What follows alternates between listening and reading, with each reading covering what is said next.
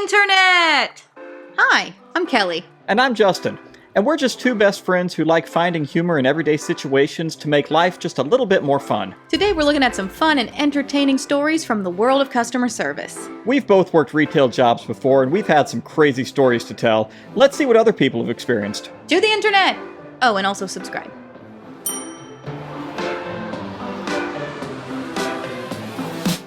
A cheesy meltdown. I recently, about a month and a half ago, got a new job at a retail chain, and last night I experienced a Karen personally for the first time ever. Oh boy. Woo. I was working in the self-checkout area and was going about business as usual, walking around and smiling at the customers while watching for anyone who needed assistance. Suddenly, I was stopped in my tracks by the brash voice of a cantankerous, middle-aged woman. She held up a bag of shredded cheese and went on a tangent about how she allegedly found it in a section that was marked for about $3 less than the price it rang up for at the register. She was extremely adamant and demanding. I offered to do a price check on it for her, and sure enough, the price check turned out the same price that it rang up for on the register. She then began ranting about how she would get it for the price that she believed was the correct one, and that she was very angry and that nobody around here knows anything and doesn't do their job. I replied, "Yes, ma'am, I understand, I'm sorry." You know, standard retail worker politeness. Apparently she took this as patronizing and got even more offended and proceeded to ask for the manager. Of course she did. So I just replied, "All right," and dashed off to fetch one of my supervisors. I couldn't find one in the immediate area, so I asked one of my coworkers with a pager to summon one for me, and he did so. After this, I went back over to Cheesy Karen to assure her that the manager was on their way, and she took this as an opportunity to rant at me even further. Cheesy Karen. She reiterated how angry she was, claimed that everyone who worked there was stupid, and asked me how I got a job there. She also called me sweetheart very sarcastically and condescendingly multiple times during her rants. Ooh, I hate that. I would expect nothing less from somebody that was acting like a Karen. Finally, the supervisor arrived, and Cheesy Karen redirected her rage to her. I ended up having to go off and help another customer during most of Cheesy Karen's interactions with my supervisor, but a few minutes later, I ended up helping someone at the register next to Cheesy Karen's while she was still there. She turned to the other customers I was helping and made remarks about how jacked up prices and people not knowing what they're doing. They mostly just ignored her and were polite to me. I also found out a few minutes later that my supervisor did not, in fact, lower the price of cheese for her. Yay! So she ended up not buying it at all. I'm honestly pretty impressed that I didn't get my Karen cherry popped until about a month and a half on the job. I will definitely remember it for life and look back on it with humor. We usually do look back on it with humor. You cannot believe that it's happening as it's happening because you're just like, I can't believe this person is saying this to me. It's like a shell shock situation. How expensive is this cheese that Karen's looking at? I can get a 2-pound block of cheese at the grocery store for about $3. Shred it myself. The best part is that no one gave in to Cheesy Karen. Giving customers what they're demanding when they raise enough of a stink is what causes this behavior in the first place.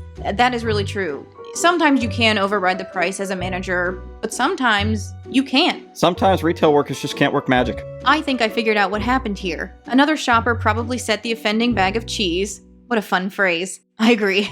Next to the wrong price marker on the shelf. Realizing she should have checked the name of the product on the shelf price versus the item in her hand, Karen had an existential crisis and could no longer compute.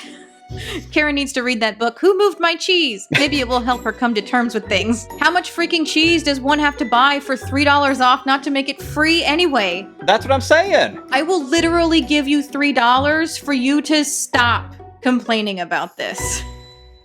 Customer didn't want to use self-checkout and went into complete rage.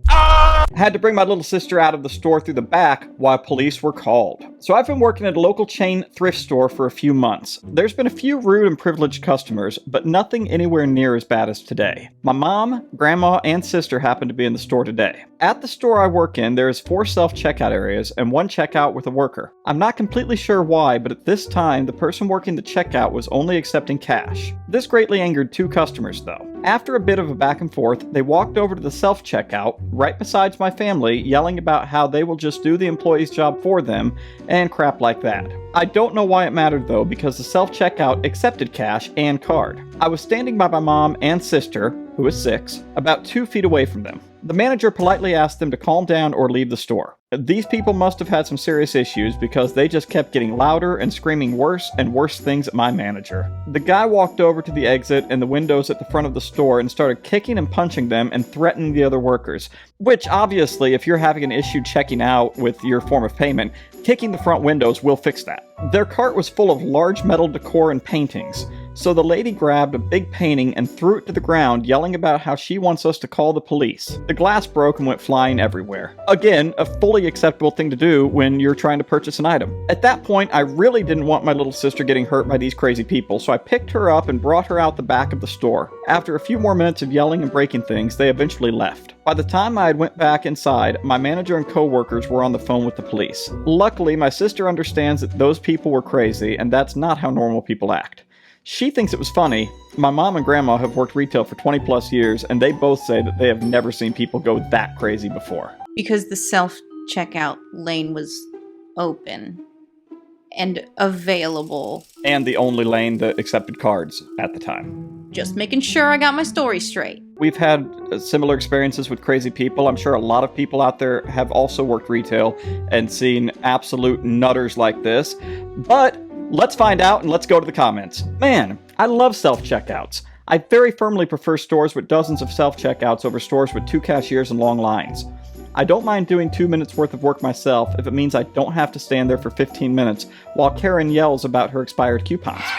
I also can't help but notice that the people who hate self-checkout because it's doing the cashier's job are also the same exact people who say cashiering isn't a real job. Man, I agree. I love self-checkouts. I don't remember the last time I went through a manned cashier lane because it's so much faster and so much easier to just go through the self-checkout, bag your stuff, and be gone. Especially now that they've improved them. Because it's not like those old times where it was like, please scan your item. Please place item in the bagging area. Item has been removed from bagging area. Please return item to bagging area. Do you love self-checkouts? Have you never encountered the dreaded unexpected item in the bagging area? That's exactly what you're talking about. Happens all the time. Yikes, sounds like they need therapy. That level of anger over something that small doesn't sound healthy. Self-checkout, man checkout aside, why are you getting that mad in a thrift store when you're buying a painting? Just take it through the self-checkout and leave. And now, they're going to have to pay a whole lot of money if they wanted that picture still to replace the glass on it because they broke it all over the floor. So whose fault is that? It's yours. You can't choose your clients, but you can surely show them the door if they're in trouble, like Chef Lee Skeet did. I'm not clout chasing or looking for likes. I just think we should start calling out rich people who think they can treat people like crap. I agree, Chef Skeet. Dear clientele, I wanted to firstly thank you for choosing my restaurant for your meal tonight.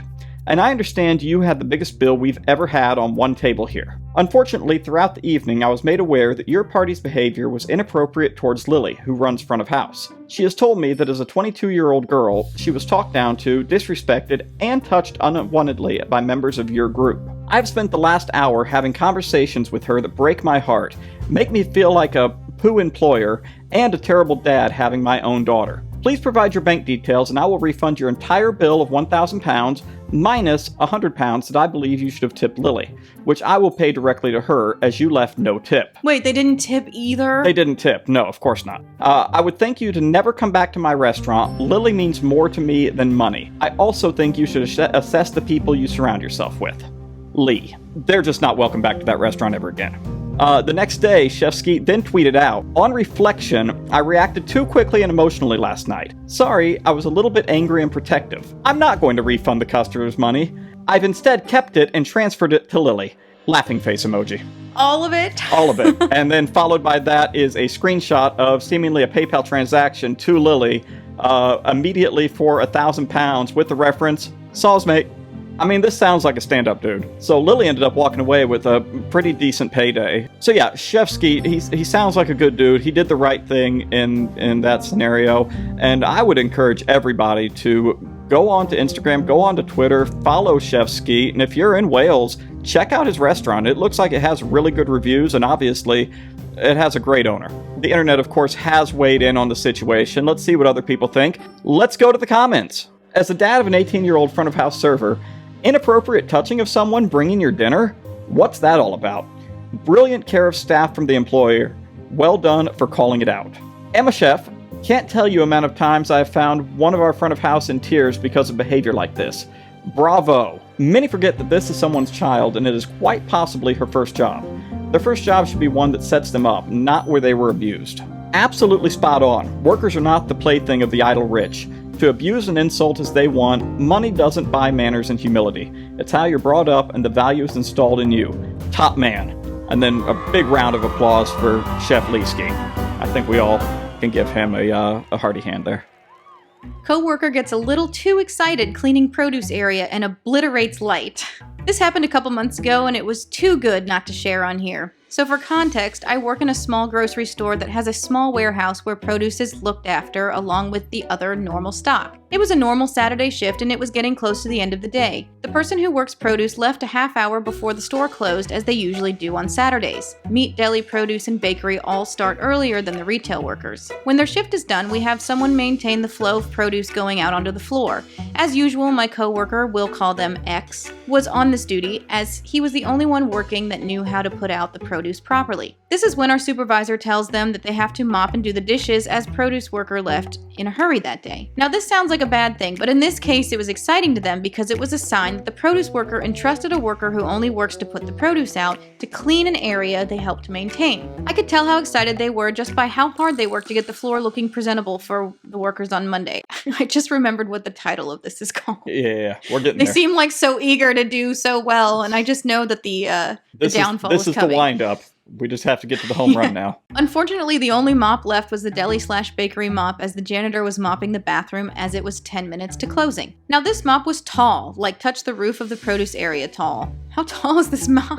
Why does it need to be? That seems excessive. Break rooms are above, and I was talking and joking around with coworkers about something else. X lifted their mop to put it in the water, completely distracted by the conversation at hand, and the top of the mop must have gotten in between the fluorescent lights, and one just popped off the socket and shattered all over the ground. Oh, so they actually knocked the whole light bulb out of the fixture. Oh, that's impressive. Why does this mop need to be that tall? At this point, the supervisor went to do something. I forget what it was, but they were not in the warehouse. Now, the produce area is tucked away near the door to the floor, and thankfully the light was just an LED in a glass tube, otherwise things would have ended differently. With the help of the janitor and the people in the warehouse, we cleaned it up and informed the supervisor of the incident, as good workers do. We disposed of the light in the dumpster, and to this day, X refuses to clean the produce area in fear of taking out another light. And the light hasn't been replaced yet, but I doubt the boss ever noticed it was missing. Yeah, maybe don't use the Jolly Green Giant's produce mop to mop up the floor if it's that tall. Hey, you know what we should do? What? We should go to the comments. We should go to the comments! First comment, simply, whoosh, poor guy. Poor guy. He was so excited to do so well. He was mad excited to get in there and clean. And then just one extremely tall mop incident later, and here we are. Not too bright, eh? Well, the produce room certainly isn't anymore. I mean, I appreciate that this may just be a pun, though, because it was light-related. I didn't even... Yeah, not too bright, eh? Oh my god, I didn't even get the joke at first, but you're right. The best comment here, Champion Evie just simply says... Never wanted to clean How produce has again. this light still not been replaced? Like, if it really must be up there in the ceiling if nobody can just go get another tube out of the back and pop it in. Yeah, well, you'd need a ladder the same height as the 40-story mop. Just have somebody hold onto the mop and just shimmy up it like a pole. Oh man. We ended with the most delightful story. Alright guys, those were some fun and entertaining stories from the world of customer service. Have you ever worked a retail job and had some crazy encounter happen to you? Let us know in the comments below. And don't forget to drop us a like and share this video to your friends, especially if they work retail.